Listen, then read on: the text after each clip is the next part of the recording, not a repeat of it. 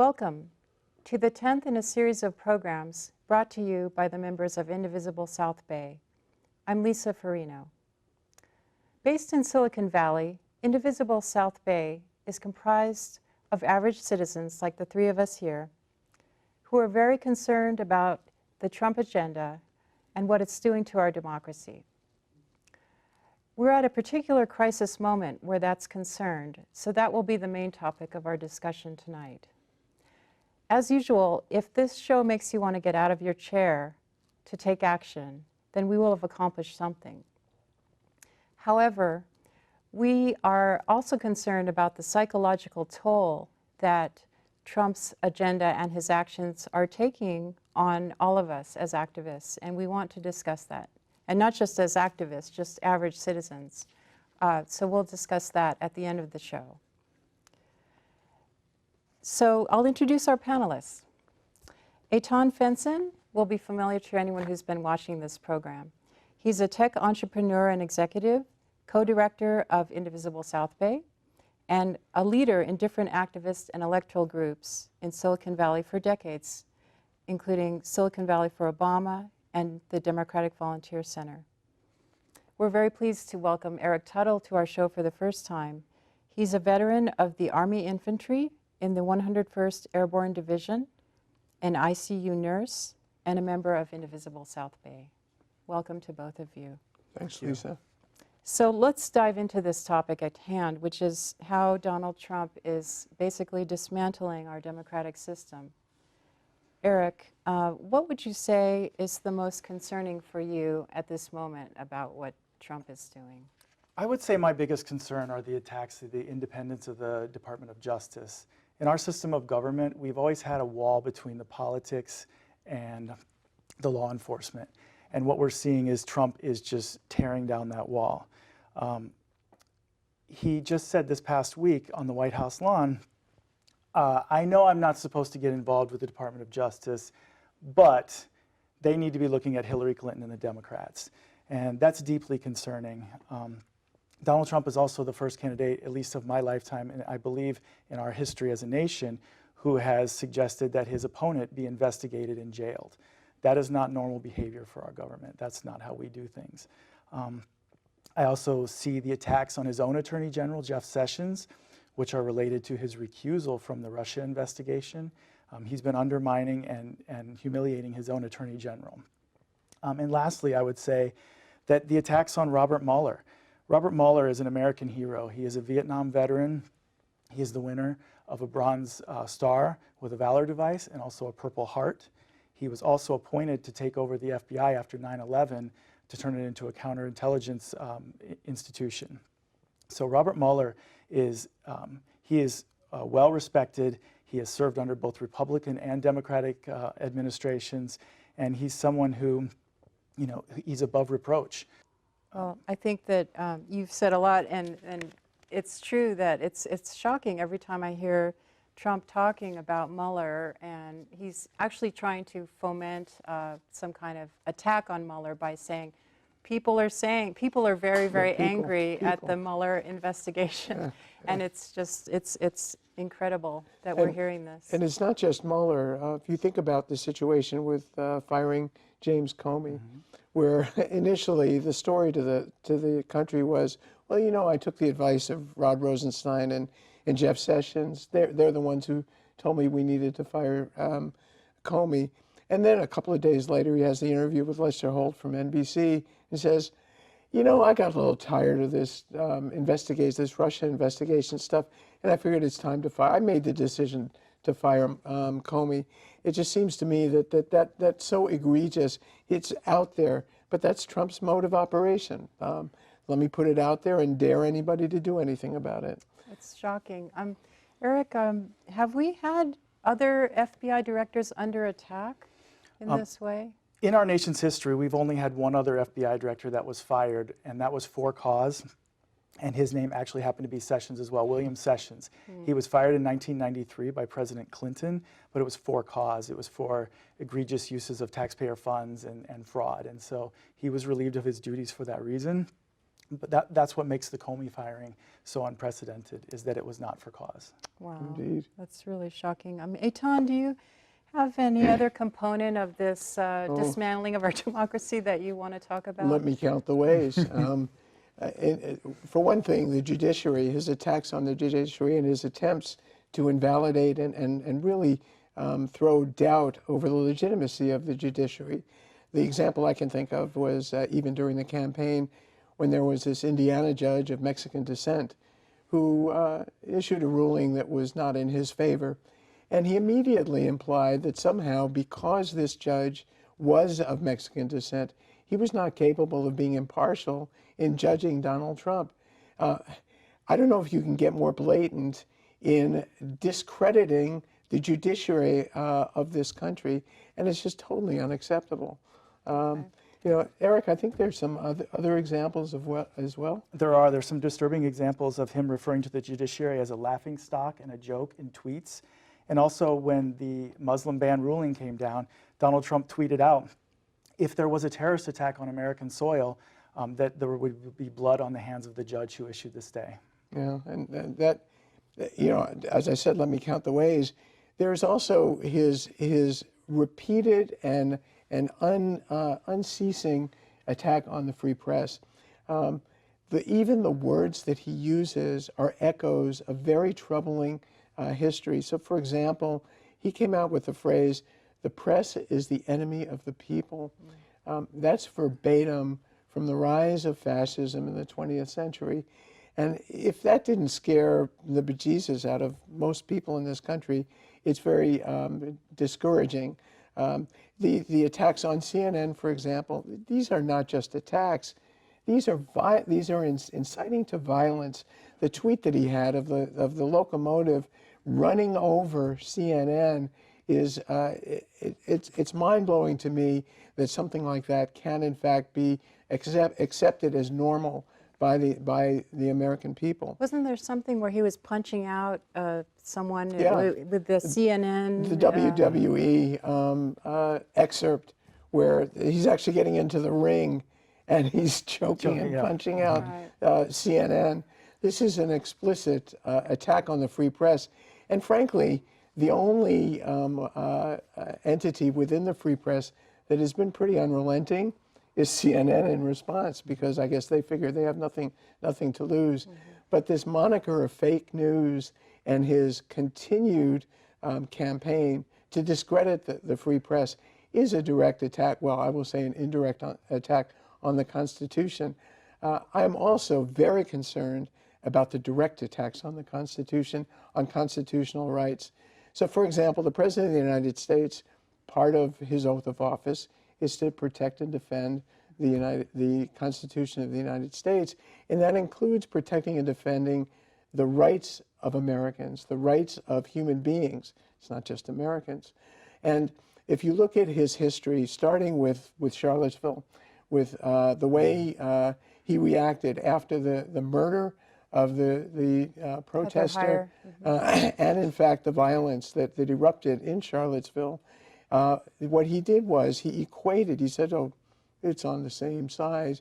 He equated the torch-bearing white supremacists whose sole objective was to proclaim other people like us, they don't count, they don't matter, they don't have rights. When you start belittling the rights of people who are not the white supremacists, it is a direct attack on the Constitution. Then going to pardoning the Sheriff Arpaio, here is a guy who has been convicted of violating court orders to enforce civil rights. He is actually violating the civil rights of individuals. Turned out that they were Latino and other minorities. And what Trump did was he said, it's okay. It's not just a wink and a nod. It's okay. You don't have, sanctioning that. It is not only sanctioning, it's encouraging and embracing it. To my mind, it's absolutely horrendous. Finally, his speech in July to law enforcement, to the sheriffs on Long Island, where he's trying to, I'm your friend, I'm a good guy, wink, wink. This time there was the wink, where he says, you know what, when you've got a suspect and you're going to put him in your car, you don't need to be too nice to him. You can manhandle him a little bit. I think about that, and this is straight out of some cop show where you're actually looking at rogue cops, but no, this is the President of the United States. It's mind blowing. But he's doing this kind of thing all the time, and it's actually taking a page out of a dictator's playbook, I think, Absolutely. to encourage the police to do his bidding. Absolutely. Even if it circumvents the rule of law. Absolutely. You know, this is what I find really terrifying about our current moment, one of the things. And maybe, Eric, you can speak to something that just came up in the news last week, I believe, about the global spy network. Maybe you can unpack that for us. Yes, it's very concerning. So what we've heard is that Donald Trump would like to develop his own global spy network, excuse me, with Eric Prince, who is the founder of Blackwater. This is very disturbing because essentially what he's saying is that he does not entrust our own American intelligence community. So that's a huge issue right there. Secondly, the major issue with this is that Donald Trump would be asking these agents to be loyal to him as a person. In the military, in the intelligence community, these Americans swear an oath to the country and to the Constitution. This would be completely anathema to what our mentality is as Americans, and this would be very dangerous. The other concerning thing is that this sounds like an extension of military contractors like we saw in Iraq and Afghanistan. The problem with that is the average person probably isn't aware that when the U.S. military deploys into a theater, we are bound by the Uniform Code of Military Justice, which is a set of rules. They're essentially laws which guide your behavior of how you're supposed to behave as a soldier in a theater of war. Well, what we found with these contractors, especially like Blackwater, is that they were bound by no laws whatsoever. They're not in the military, so the Uniform Code of Military Justice does not apply. They're not on American soil, so American laws don't apply. And the countries that we're invading have no government or judicial system to charge somebody with a crime. And effectually, they're completely unregulated. Mm-hmm. Yeah, and in fact, you know, talking about Eric Prince, you forgot to mention Oliver North, who is yet another shining example of somebody who thumbs his nose at the Constitution. And he's involved with this. And he's involved with this as well. And there really is, speaking of echoes of the past, there is an echo, to my mind, of Adolf Hitler in his essay, his brown shirts that he had doing his violent, dirty work for him, independent of any law enforcement, even before he rose to power. But once he did rise to power, his essay was independent of the military and the police. It was a separate entity, loyal to Adolf Hitler and the government. So aren't we talking about something beyond, everyone says Donald Trump is showing us that he's unfit for office. He's unfit for office. But isn't there a dimension beyond that we're talking about here? Oh, no question. I mean, Eric, maybe you can speak to that a little bit. What I see going on is this is a consolidation of power. This is what we see when any autocrat or dictator takes over. They begin by winning an election. Sometimes they can be sabotaged, but they start off by winning an election. They start to take over, and then they start to erode the mechanisms of checks and balances. If you just look at all the institutions that Donald Trump has already attacked, the free press, the American intelligence community, he's attacking the Department of Justice, he's attacking truth. I mean, this is all very dangerous, and this is exactly what we would see in an autocrat. I think it's something that whether you're Democrat or Republican, you can be equally alarmed about this. And I think that's one of the strengths of Indivisible, is that we're talking about attacks on our small d democracy, not as Democrats or Republicans, but as concerned citizens. Absolutely. Eitan, so what is our recourse for these terrible things that are happening right now? Or what is your impression of what we can do? When it comes to considering recourse, it's important to look at what the framers had in mind when they invented our system of government. We hear a lot from conservative politicians and jurists that we need to go back to original intent. Well, let's look at original intent, and let's look at impeachment as the Constitution was developed. In the Federalist Papers, number 65, Alexander Hamilton described the subject of impeachment as those offenses which proceed from the misconduct of public men, or in other words, from the abuse or violation of some public trust. They are of a nature which may be peculiar propriety be denominated political.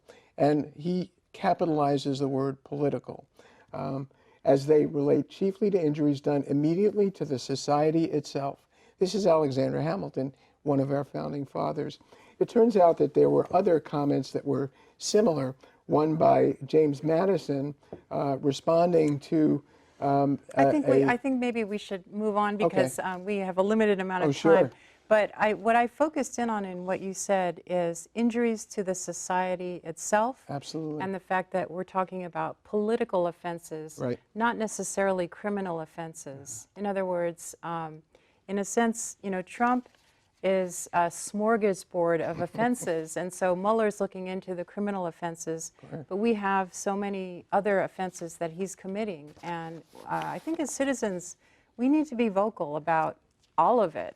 Absolutely. And so that's one of the reasons I think we're here today. So in terms of impeachment, I've heard our members of Congress that we've approached with, why aren't you talking about impeachment? A lot of them have said, we're waiting for Mueller to issue his indictments, and we're just waiting. And that hasn't seemed a fully appropriate response, and I wonder what you both think about that. I mean, should we as citizens be saying more, and should our members of Congress be saying more? I think that's a rhetorical question, because indeed, yes, of course we should. And in fact, we are. Our group, Indivisible South Bay, has been very active in our engagement with our members of Congress and pointing out that indeed, yes, the house is burning. We need to sound the alarm bells. It's not okay to start looking at the color of the drapes. And in fact, it is critical. And I think we all share your sense of urgency and we'll say outrage at our representatives not displaying the same sense of urgency. Well, it's a bit rhetorical, but it's a bit like judging from history, because you have more of a historical perspective on Watergate and the different, impeachments that have occurred. Well, in Watergate, it wasn't an actual impeachment. It would have been. It would have been. But so, in a sense, I'm asking you to look at history and say, are we just waiting for Mueller? No, actually, we aren't just waiting for Mueller. And our members of Congress, I won't say they're being disingenuous, perhaps they're in denial. In reality, because impeachment is an inherently political process, and the Constitution explicitly, it doesn't use the caps that Alexander Hamilton did, but it does make clear that it is a political process. Because of that, ultimately, what's going to determine whether or not Trump is impeached and removed from office has everything to do with public opinion. And if you take a look, particularly in Watergate, I remember personally, that was when I was younger and much more fiery than I am now and much less patient. I had the sense, leading up even in 1974, thinking that this was never going to happen, that Nixon was going to survive because the Republicans were just too apologetic, too much in Nixon's pocket. And then his approval ratings began to go south. And by the time they reached 28%, they went below 30%, you saw the Republicans peeling away, making the political judgment that they could not survive his survival. So they made the judgment that unless they came out for his removal, that they themselves would be removed by the voters. And I expect that you're going to get a similar phenomenon now, which to my mind makes it all that much more important that we raise our voices publicly and use all the tools at our disposal. And I would say that even more than Watergate, we're in a sort of reality TV environment where Trump is marshaling the forces of opposition with Fox News. He basically owns that entity to do his bidding and to trumpet his message. So with that environment, it's all the more important for people in opposition to speak out as a large group of people. We have 6,000 chapters of Indivisible, and we're just one of the pieces of the protest movement. So I am actually saying it rhetorically, what can we do? I know there's a lot we can do, and we will do it in the coming months. But Eric, before we move on to the next part of it, do you have anything to say about how imperative do you think it is that we all speak?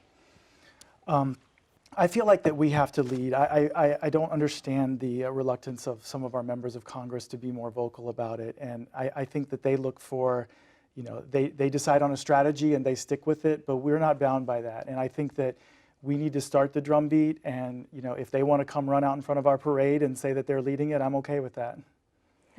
That's a good way to put it, Yes. actually. So I think we've all agreed that we are, we're really needing to protest, but at the same time, sometimes we feel a little bit disempowered just because there's this constant barrage of stuff coming at us from Trump and his cronies and the Tea Party and just one after the other. It's unbelievable, the environment we're in. So what can we do to cope with all that and stay active, stay engaged, and keep focused on what we need to do here? Do you have any thoughts about that, either of you? I can tell you personally how I respond, and I won't claim to be representative, but what I say, I think I would advise people to think in these terms. Many people are beaten down by the barrage and the purposeful barrage. I react differently. I react in the opposite way. I feel more energized because the importance of action rises. It escalates. And as the importance escalates, that generates more energy on my part. I also keep in mind, and I've said this in previous shows, in many respects, Trump is the gift that keeps giving. And what do I mean by that? I mean that this is an unprecedented presidency on many fronts, one of them being that Trump is compulsive. And many of the things that he does generates that kind of response and energy. What we've seen in the last year, the rise of Indivisible, Swing Left, Sister District, Together We Will, there has been a huge increase in engagement on the part of people who feel the outrage. And Trump is going to continue to motivate us. And we need to take the energy that he tries to generate, to put down in us, that needs to energize us. And I feel energized. Okay. I feel the I think urgency. you're a bit of a rare breed because I think a lot of us, we do feel bursts of energy at moments during this past 11 months of chaos and catastrophe.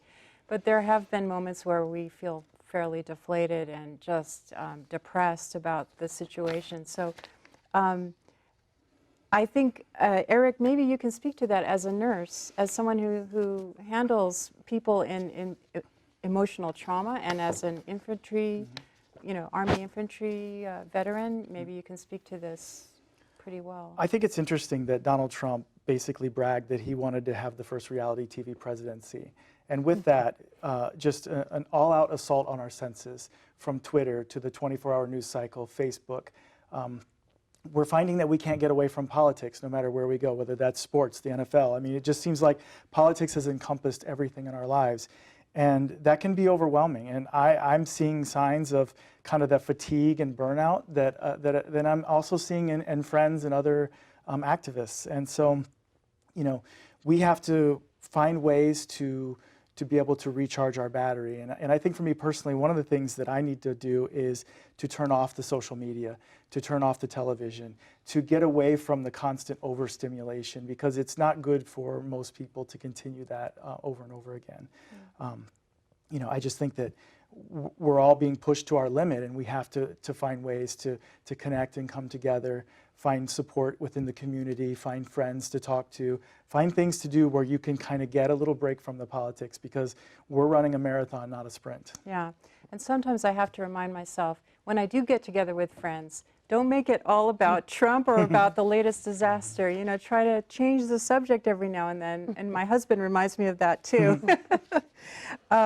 So I think we've come up with some pretty good ideas, just for basically how to stay sane. But then I'll turn it around and say, once you've had that decompression, remember, that that we are under attack, our democracy is under attack, and then to take the basic first step of coalescing with like-minded friends and neighbors Yeah. and forming a group. It can be a group of 5 people that decide that you're going to call your congressperson together, or you're going to campaign for a particular candidate together, or something. You know, we worked on Alabama. We worked on the Alabama race as a group of about 80 local citizens. We made some phone calls for the NAACP of Alabama, and it was tremendously energizing, actually. Absolutely. So what would you suggest that people could do to not only feel better, but feel like they're making a difference? What would you both suggest? That will probably be our closing question today. I think one of the things that helps bring it back to me is finding opportunities to volunteer in the community. I find that if I can start to help people, I can make a difference locally. I think until we start to change, who some of our legislators are and who our elected representatives are, we're a little bit limited. We can do the outreach with the phone calls, and we can continue to organize, and we can continue to put pressure on them. But I think, just staying connected with the community and trying to find grounding in the surroundings that we're in. I also think it's really important to have a good perspective. What do I mean by that? There's the expression that the antidote to despair is action. What does that really mean? I'll tell you how I interpret it. When you feel beaten down by something, or the potential to be beaten down, the most healthy response is to stand up and say, I'm going to do something. But it's really important not to be wedded to the outcome. And that means when you do something, you should not think that if you fail at it, somehow it's a waste of time, because it's never a waste of time. Taking action and being involved and engaged is a form of self-medication, of self-care, and that in itself makes you healthier and better able to deal with the vicissitudes of life that come with a Donald Trump. And we're never going to stop fighting. We're never going to stop being active. And no matter what the outcome, the process is what matters. And we can reinforce that in one another as we are active and we do our activism. And there's really nothing like that. The sense of engagement and community that we get by doing that. Yes, I get energized every time I'm with great people like the two of you, if I can say. Well, that's all the time we have for our program. Thanks very much for joining us. To find out more about Indivisible South Bay, you can go to www.indivisiblesouthbay.org or our Facebook page. Thanks again, and let's all try to stay strong, stay active, and stay connected. Thanks again, and see you next time.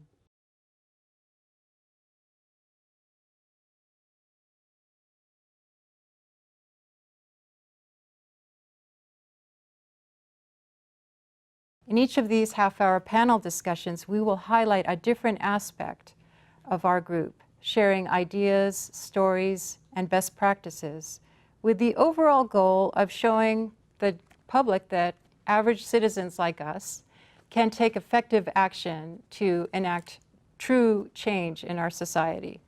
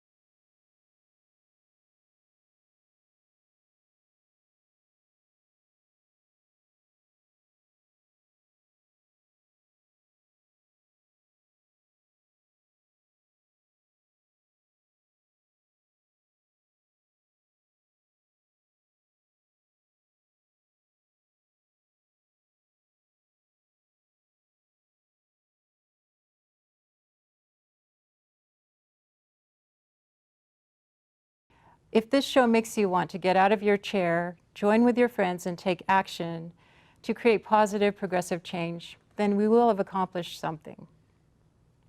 Now I'll introduce our panelists. I want to emphasize none of us has professional political experience. We're all volunteers from a wide variety of backgrounds. My name is Lisa Farino. I'm a former college instructor and current full-time mom who also finds herself gratefully saddled with two very active political groups, one being National Voter Corps and one being this group, Indivisible South Bay. Lynn Meyer is a full-time mom, but manages to find time to serve as founder and president of a nonprofit for local parents. She's also the coordinator of Indivisible South Bay's Media Matters Committee, which looks at issues related to media disinformation. Eitan Fenson is a tech company president as well as a local activist extraordinaire involved in many causes fighting for immigrants' rights against Citizens United with the group Move to Amend. And he also serves as co-director of this group, Indivisible South Bay. Laurel Michael is a software engineer. She's done most of the work to date to put together our website and also collects a mountain of information twice a week to put out our action and events digest, which is very helpful for all our members to have.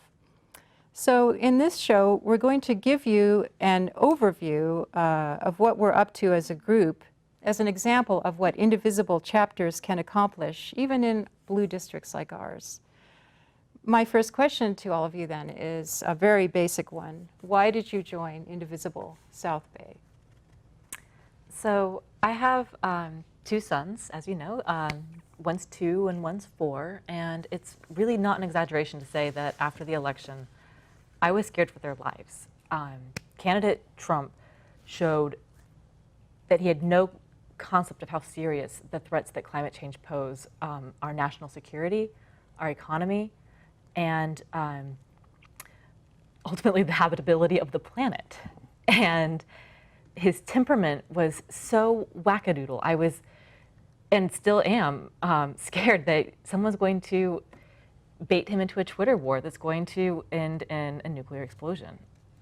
It sounds crazy, but the fact that this man wouldn't release his tax returns just made me so doubtful that he had our nation's best interest in his heart that I had to do something. And when the Indivisible Guide came up on my Facebook wall, I think a friend shared it, it really was one of the first times that I saw hope after that election, that there was something that we could do as average citizens to provide a check against this administration. Great, thank you. Definitely a lot of things that are crazy Yeah. these days. It's like a new standard. Yeah, I mean, for me, I had never been involved in politics. I did not, I practically didn't know anything about it. And it was something that I mostly relied on my friends and my family who did know more to kind of ask them how the election was going to go and if I should worry. You know, of course, they were like, don't worry at all. And all the polls said not to worry. You know, and it was just really, really heartbreaking seeing it happen, just watching as the states turned red. And I don't, you know, no one expected that. But more so for me, it was as if the world was different than I thought it had been. Things changed so drastically. I thought the world was moving in this progressive direction, that everything was just going to get better and more equal. And it really shattered my perspective of that. And so because of that, I really, really had to find a way to insert myself. I had to do something. I was going crazy. And I too saw it on Facebook. Some random person had liked it, and I looked into it, and I just loved the clarity, the strategy. It was just amazingly well put together. They told every single thing you need to do, and that really, really spoke to me. It was something I needed to do. Interestingly, Laurel and I come at this from different stages of life. I've been around long enough to have mourned presidential elections for many years, starting with Nixon in '68, then '72, Reagan in 1980, and W in 2000 and 2004. I have to say that on the evening of November 8th, when it became clear that Trump actually was going to win the election, I felt completely disoriented. Having grown up in New York City, I was very much familiar with Donald Trump. And of course, as familiarity breeds contempt, I was quite contemptuous and, I have to say, disoriented. I was as disoriented as Laurel describes, thinking that the world was just not what I had expected it to be. When I came to the home of our godmother, and I interacted with a bunch of people there that I found to be really connected to, it made me feel that there was some hope. There was something that we could do. Indeed, joining Indivisible at that point, it changed me. I would agree with all these comments. There was shock and horror after November. And also the moment of coming together as a group, I think, was really powerful because we all shared that feeling and then moved into determined action to take charge of the situation as much as we could. And I think that was a really meaningful moment. And since then, we've had a lot of those as a group. We've just jumped into all kinds of protests, marches, vigils, and then actually going to meet with our members of Congress. So the panoply of our work that we've done in the last 6 months is really something to think about. So that leads me to my next question, which is, after 6 months or so of weathering the quote-unquote Trump era, how has your outlook changed? Would you feel like this group is making a difference in your outlook for the future?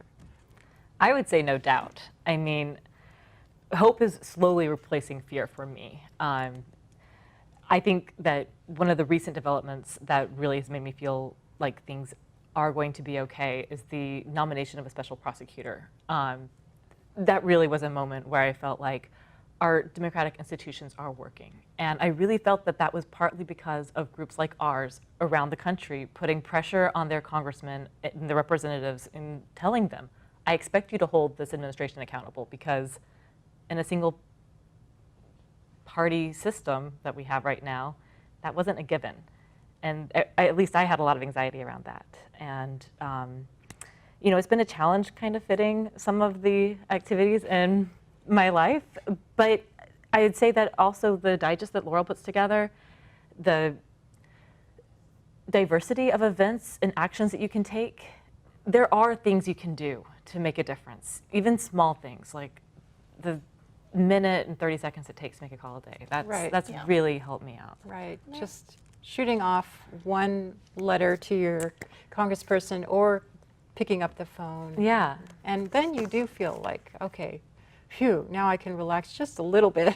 Yeah. For a few moments. Well, for me, mentioning the really extreme disorientation that I felt, I would say through February, my sense in being affiliated and involved in Indivisible, particularly our group, I began to feel empowered. And I've been an activist for a long time, a number of years, and that feeling of empowerment is something that feeds me, that nourishes me, and I feel as if I have been fed and nourished by my involvement with this Indivisible group. I have to say, because I've had experience with other groups and other activism, our group in particular, the nature of our interaction with one another and with the various pieces of government and the system that we do interact with have also been a part of that enabling that I feel. So I feel much more optimistic than I did, much more than I did on November 8th. Of course, Trump is always making life interesting, and not just Trump, but the entire panoply of people that he's brought along with him.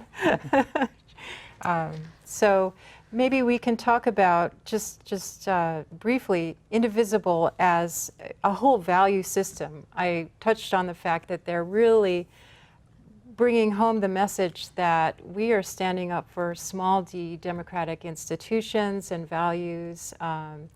Some people ask, is Indivisible too negative because we're all about resisting Trump and the Tea Party? Well, if you think about us as defenders of those democratic institutions, I would say probably not. But What do you think? How do Indivisible's values differ from those of the Tea Party? Yeah, I mean, I think the values are very different.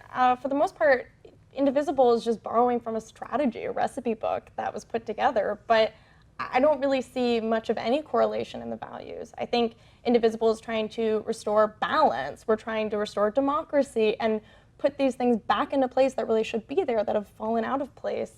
Just really allowing people the chance to get involved and telling them to talk to their members of Congress. And I love that Indivisible, I think, has done a really good job as a national effort to not tell people what their values should be. They're saying, like, in your individual groups, you talk to your individual representatives, tell them what you feel and what you as a group want to represent, but they're not necessarily telling us what to feel all the time.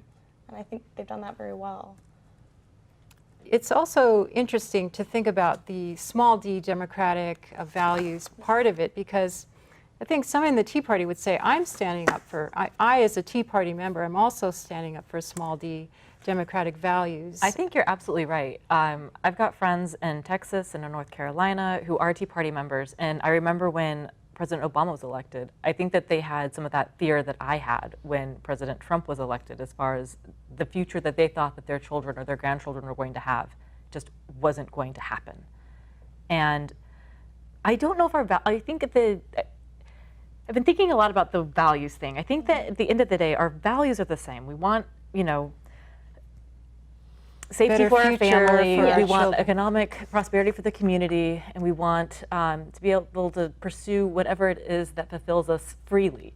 But we disagree very, very deeply on the how to do that. I think And the this is a great tactics- playbook. Yes, the tactic is the same. It's the tactics that I view as significantly different.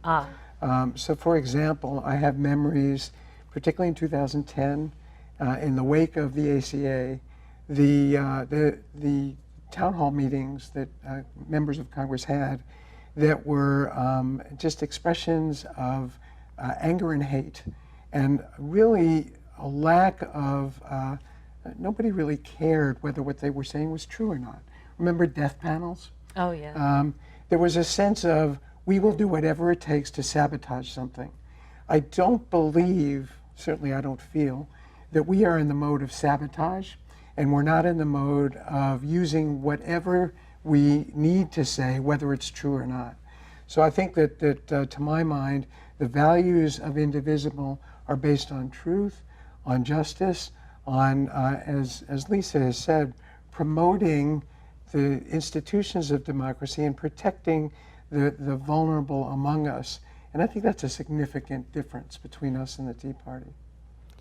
And I think we might be willing to at least listen to people from across the country who have very different views than us, like your relatives in those states, to just have an open debate and a discussion. We have an issue committee called Bridging the Divide, which is very much a part of our core mission as Indivisible South Bay, just to bring that up. So let's talk about what we've done, actually, meeting with members of our members of Congress, our members of Congress in particular, in District 17 and District 19. And 18. And 18. So what happened at those meetings? I mean, I feel like that is such a core part of our purpose, to actually go to members of Congress who are, yes, they're Democrats, but they are perhaps not promoting forcefully enough the idea that we must resist Trump's agenda and the agenda of the Tea Party. They are maybe a little bit going about business as usual. And so what we did is we met with Feinstein's state director in her San Francisco office, and we had a very productive discussion.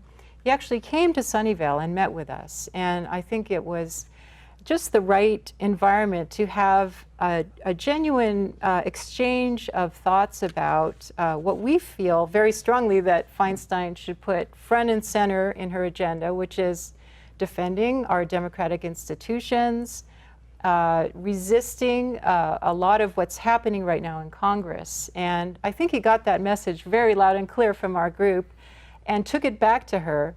And now we've set up a possibility of exchange of thoughts that will go on with other meetings in our group. I think he also responded very positively to our approach to him. I would say that we were much more respectful than he had expected, because he had met with another Indivisible group prior to meeting with us. And I think he was quite relieved to interact with us the way he did. And so he actually took in much more, he was more receptive to what we had to say. And I had the feeling, I believe we all had the feeling, of leaving that meeting that we really did get through to him. And that was a good feeling. Right, and certainly with climate change, one of our members is now talking almost weekly with him and other people in Feinstein's office. So that was a real breakthrough. And Laurel, how did you feel about the meeting with Ro Khanna? Yes, so I thought that was really cool. I was very geeked to meet him. But yeah, and I also live in Sunnyvale, so that's my district. But yeah, I thought it was really interesting the way he approached it. He kind of saw it as like sort of a strategy meeting of like, hey, okay, you guys are the people I represent. What do you think? Like, what can I do? And he took it very well. We definitely found from the meeting that we had different perspectives on some things.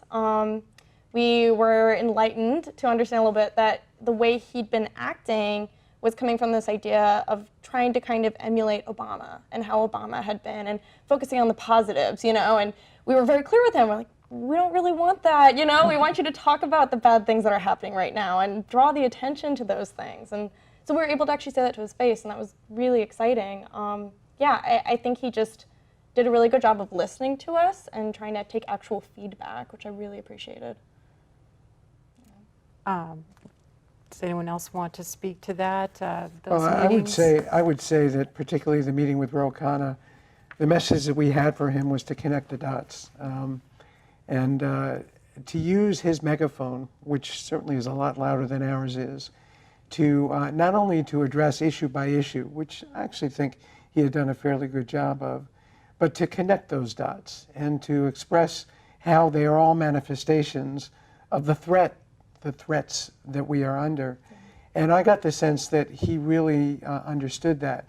With that said, I think that as time has gone by, he has reverted back to perhaps being not as into what he was. And that just reinforces we need to be on him and on the rest of our representatives. Just one last note about Anna Eshoo, who is my representative.